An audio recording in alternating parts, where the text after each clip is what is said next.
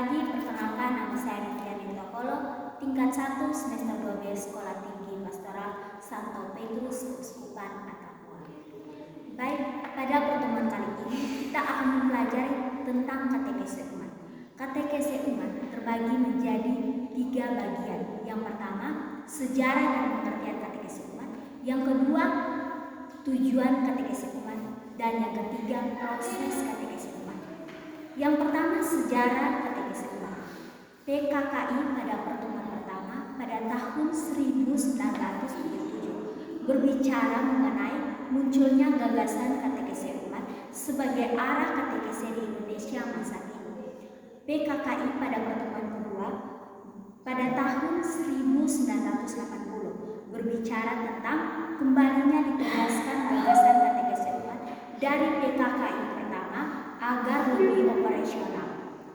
PKKI pada pertemuan ketiga pada tahun 1984 berbicara tentang pembina katekese umat. PKKI pada pertemuan keempat pada tahun 2004 masih berbicara tentang katekese umat.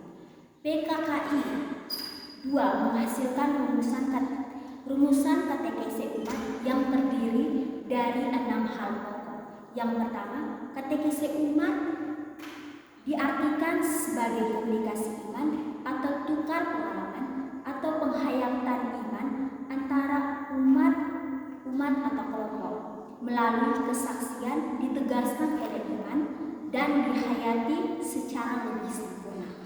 Yang kedua, dalam katekese umat kita bersaksi tentang kita akan Yesus Kristus, pengantara Allah yang bersabda kepada kita dan pengantara kita menanggapi sabda Allah, yaitu Yesus Kristus sebagai mendasari penghayatan iman gereja. Yang ketiga, Yesus berkatekese adalah umat. Kristus menjadi pola pribadi juga pola kehidupan kelompok, baik di kelompok basis, sekolah maupun perguruan tinggi.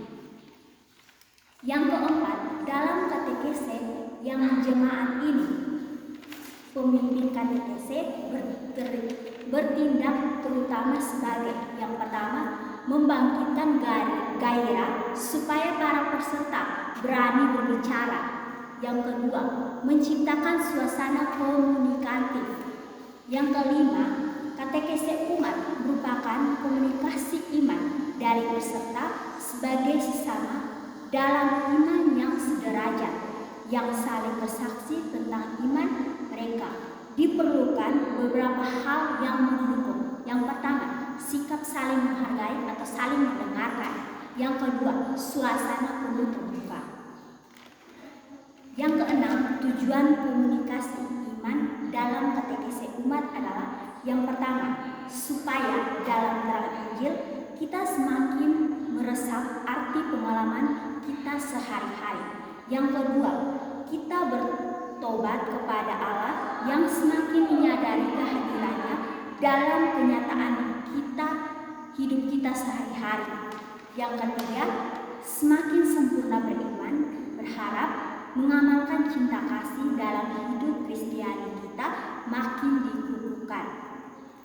Yang keempat, pula kita makin bersatu dalam Kristus, maka makin jemaat makin tegas mewujudkan tugas gereja setempat dan mengokohkan gereja semesta.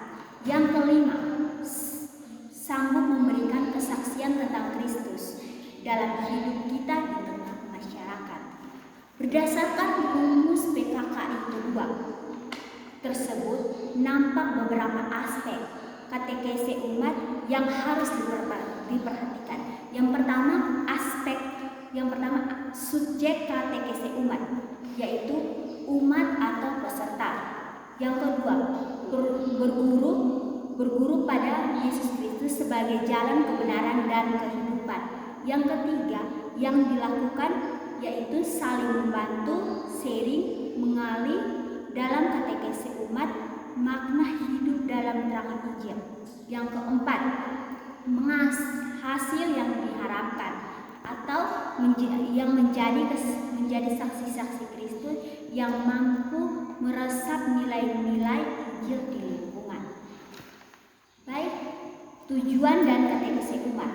Yang pertama, membawa umat sampai pada perjumpaan pribadi dengan Kristus melalui perjumpaan hati dan budi dengan saudara-saudara seiman atau mengandalkan pertobatan hati.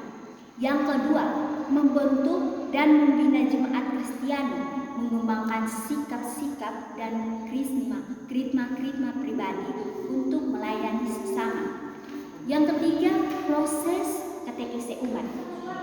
Langkah pertama, yang pertama, menghayati dan menyadari suatu fenomena tentang